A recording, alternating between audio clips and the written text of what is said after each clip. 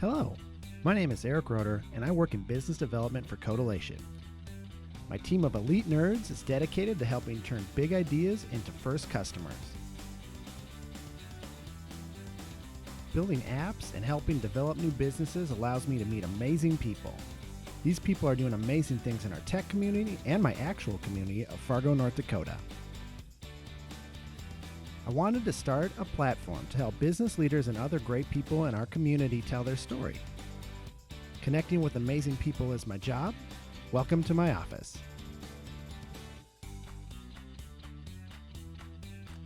My guest this week is Jeff Carney. He owns FM Digital Solutions, and he's just a great computer resource. He's been working remotely for years now, and he's actually lost a lot of weight while doing that. And so we're going to chat about tips on that and computers and all of that this week. Welcome, Internet. I'm here with my friend Jeff Carney of FM Digital Solutions. Jeff, can you tell us a little bit about yourself? Well, I know I just talked to how long we have. And so, right. I'm going to try to keep this down because a little bit about myself is I am a talker and I could probably, We've talked for our coffee meetings that are scheduled for an hour, rarely go an hour. So it's actually something I'm working on is just not rambling on. I feel like I have a lot to say and I'm really passionate about certain things and I just go on. But so about myself, I am a dad of two kids, and they're both adults, like 20 years old. So it's like I'm kind of an empty nester, but my daughter's getting ready to have a baby. Okay. So it's like almost like restarting life all over again. He is a grandparent, Crazy. So I'm soon to be a grandparent. But I grew up in San Jose, the Silicon Valley. That's where I kind of got my passion for technology. Yeah. It's literally like the location I grew up and the people I grew up around. I had some friends that are smarter than I am. And, we all have friends that are smarter than us. And just by hanging out with them, they taught me everything they know about hardware and software. And it's always been something really interesting to me. Yeah.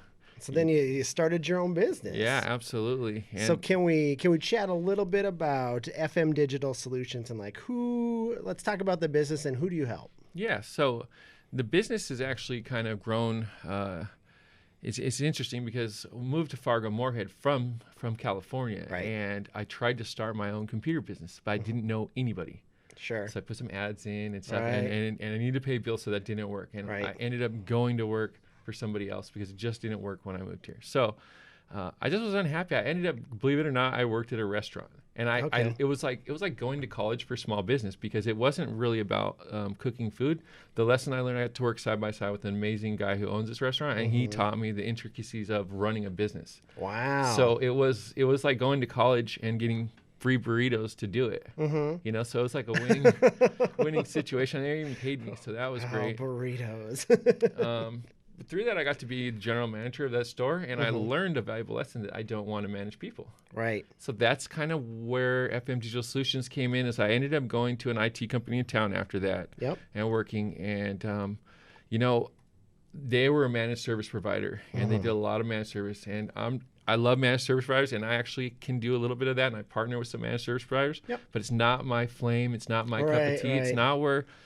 I like to be the hero. Sure. And I think we talked about this. So when you're working on somebody's server, you're never a hero. You're always the bad guy. Right. No matter what you do. Like you can say, I spent 10 hours, I fixed your, SQL database. And it only costs money. And they're like, why did it take 10 hours? And what exactly did it do to benefit me? Right. So I like the break fix model, really. Yeah. It's something that I love being able to go into a business when people are, especially when they've already called in a managed service provider and they weren't able to get the help, because then I'm really the hero. And I just love, that's what drives me, is being the guy that everyone's like, this is the guy that cares about me and my business and what came in and helped. And I have to schedule 2 weeks out. So FM Digital Solution was something that some of my mentors in town kept just, hey, if you're not liking doing this, why don't you start your own business and do this? Right.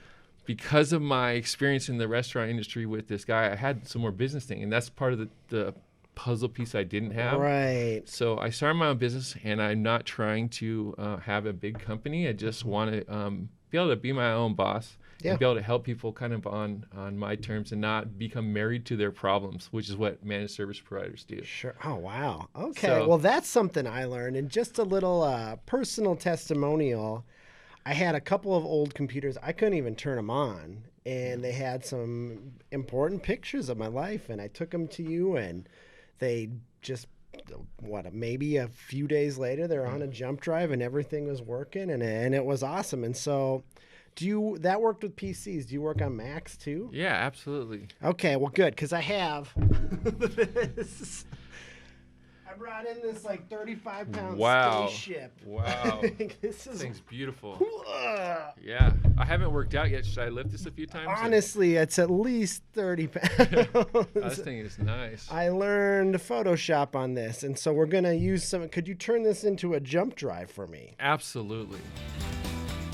Yeah, so here's all your data and your pictures that were on that computer. Oh, good. And now I got my workout in, and I have my pictures in my hand. Absolutely. And that was the process, basically, and it wasn't quite, we fudged it a little bit, but it's close to that fast. So. Yeah, I mean, it could have been that fast. It could have been that fast. And so, you do amazing stuff, and we kind of want to transition this a little bit because a lot of people are now switching to working from home. Yes. And you've been doing this for years now. Yeah. Can you give anybody who's new to working from home some advice on being remote?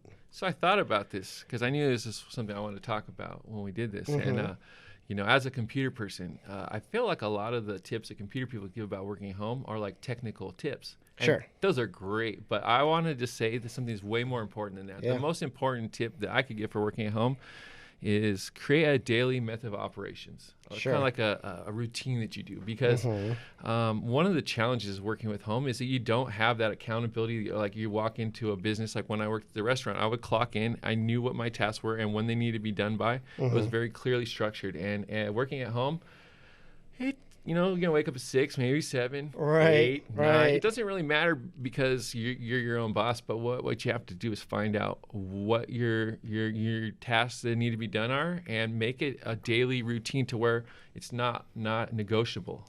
It's just, even though there's nobody going to write you up for not doing it, you got to write yourself up for be hard. I bully myself. I think structure is the important missing key that I don't have in the office. And so I made a business chart kind of going over some of my struggles with working from home. And so this is my experimental working remote chart. And you can see this is the neutral behavior, and pants wearing went way down. My weight went way up.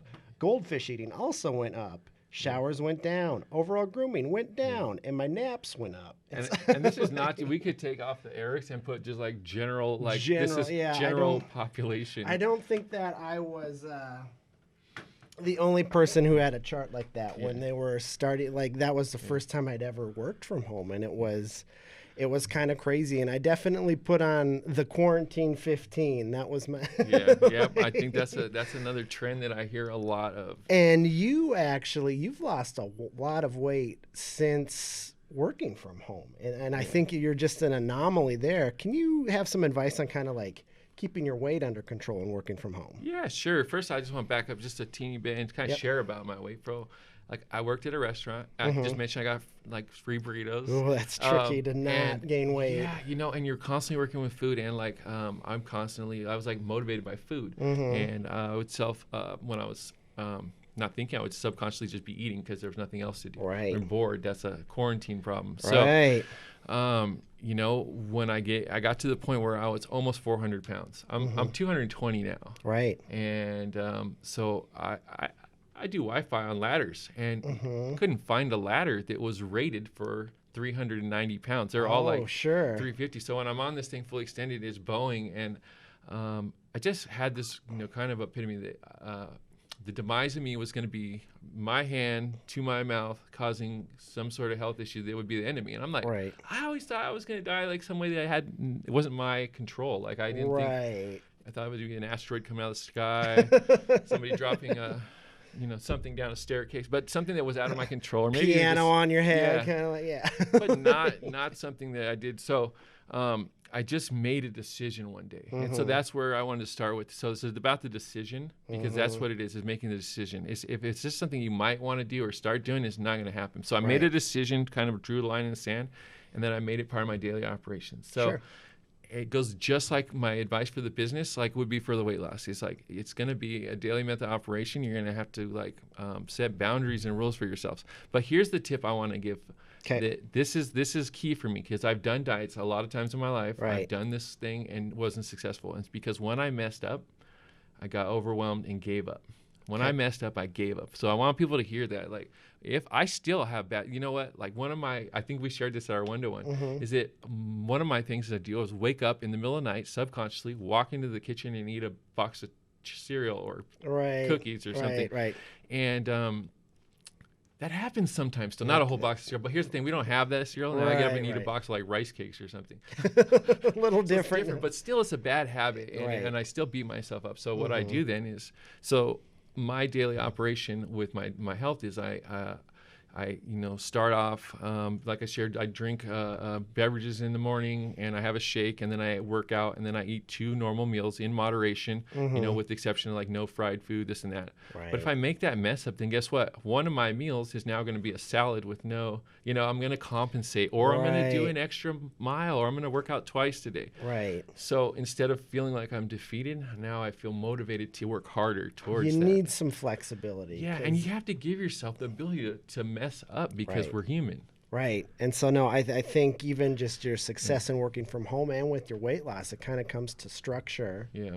And just will, like absolutely. If I wouldn't take a nap, like, Erick, you're at work right now. Yeah. It's not nap time. You want it to be nap time. Whatever. I want it to be nap time now, and I'm in the office. And so.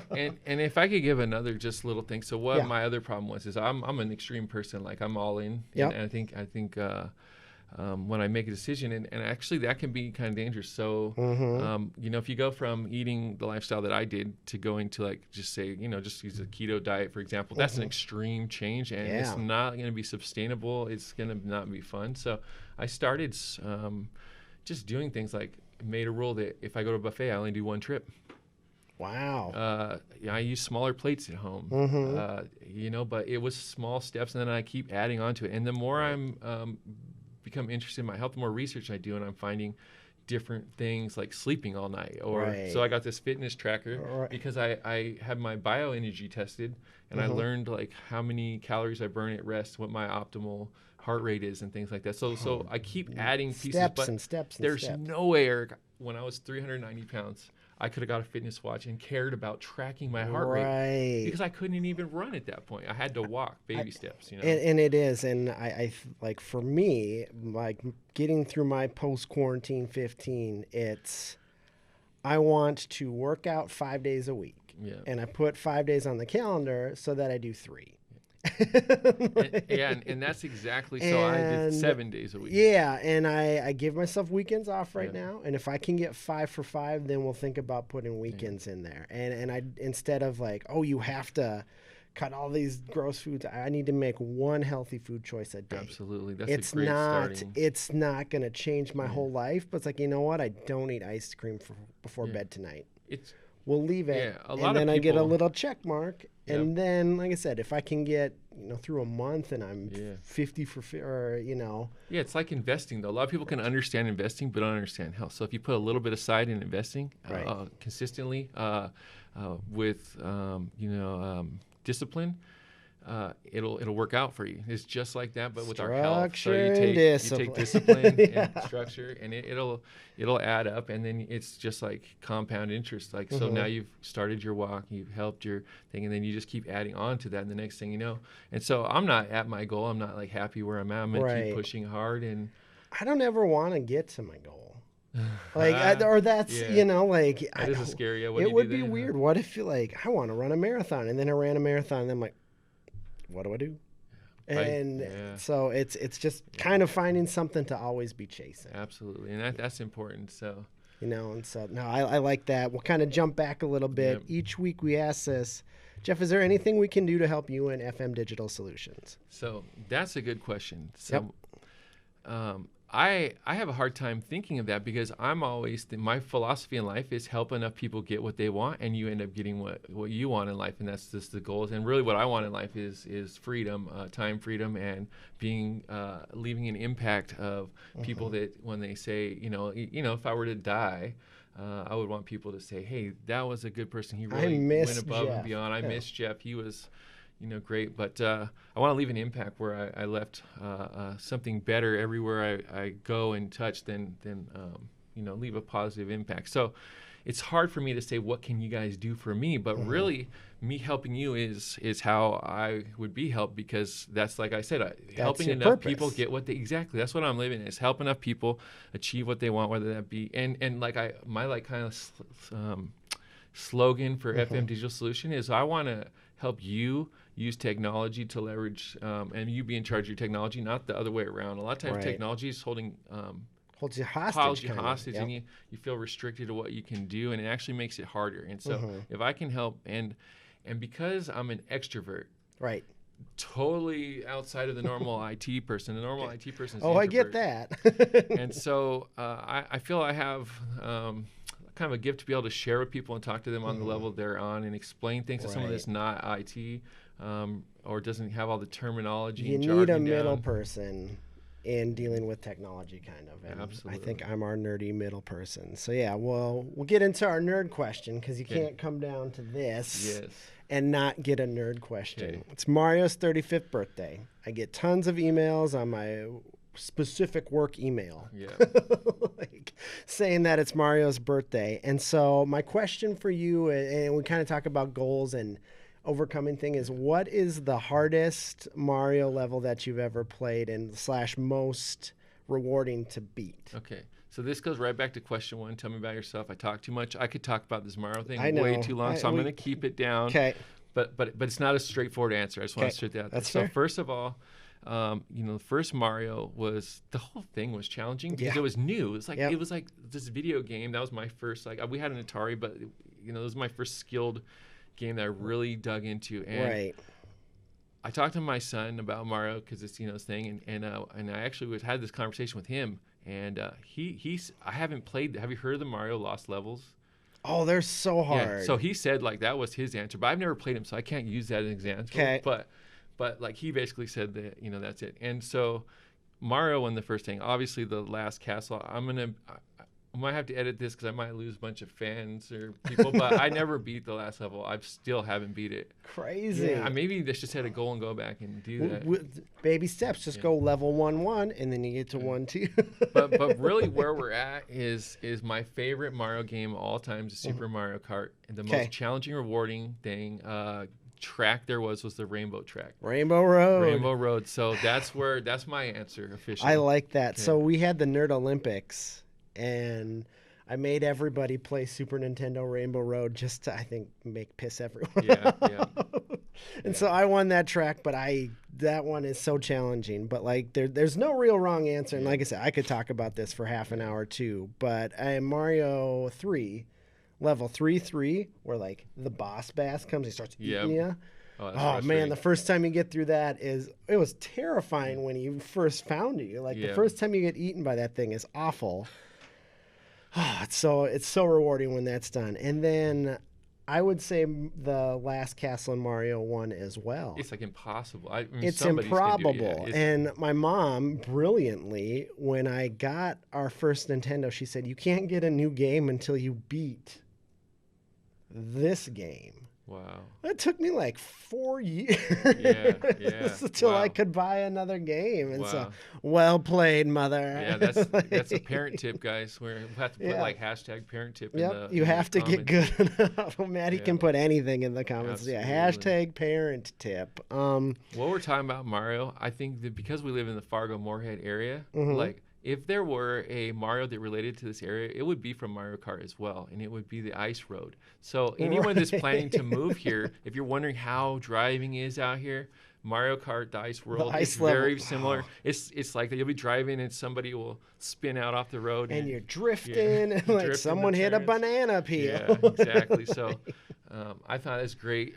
It's like our own. It's like we get to play Mario Kart. We live the ice level in Mario for 7 months of the year. Is there's heat. Yeah, absolutely. So nerd questions means we should probably wrap things up. Did you have anything else, Jeff? You kind of gave me a testimonial. I want to share one about you. So I'm out in the business world all the time, and I don't do everything. That's one of the things I've learned is kind of focus down on what I'm good at. Right. And I've built web pages, and I've done HTML, and I've taken some Java classes. Yeah. And I'm not good at it. Yeah. And it's not something I could ever charge somebody for or want to. Sure. So I had a client that had this great idea for a business thing, and he sat down with me, and I hadn't met you guys yet, and I just kind of like helped him find somebody that writes apps and develops software. Sure. And the experience was great. I earned some brownie points. That's and essentially, it's another tool in my box that I can go and share. And so, there are a lot of people you find online that do development and web. You can find them on that thing, but you can Google everything. Yes, but to have somebody local that is good like you guys are and can work through these projects, I mean, it's just it's an asset in our community. It's what I miss about California is having this IT thing. So in North Dakota, like we are, really advanced in a lot of things, but we're kind of behind in the Silicon Valley. Right. And so, one of the reasons I didn't really go into coding is because I moved away from the Bay Area and into so knowing that you guys have a strong coding base out here, and just that I think, there's even that Code Ninja in town for kids. Yeah, so this is a good start. I mean, we're actually building a community of coders. And I think that every major city should have that. We shouldn't be just the Silicon Valley. So I appreciate you guys' presence here. I will continue referring it. You guys, if anybody out there needs a custom app, like these guys are the first stop. We like to be the first step in a big idea. Exactly. And that's the first line I think in my LinkedIn is I want to just help someone take an idea and run with it. Yeah. And so well, thanks for that testimonial back. Thanks for taking some time to come out. If anyone has some pictures or needs any computer or anything, I think, Jeff, you're just a great resource to have. So thanks, and have a good week, everyone. Thank you, guys. Good episode. That was awesome. Thanks.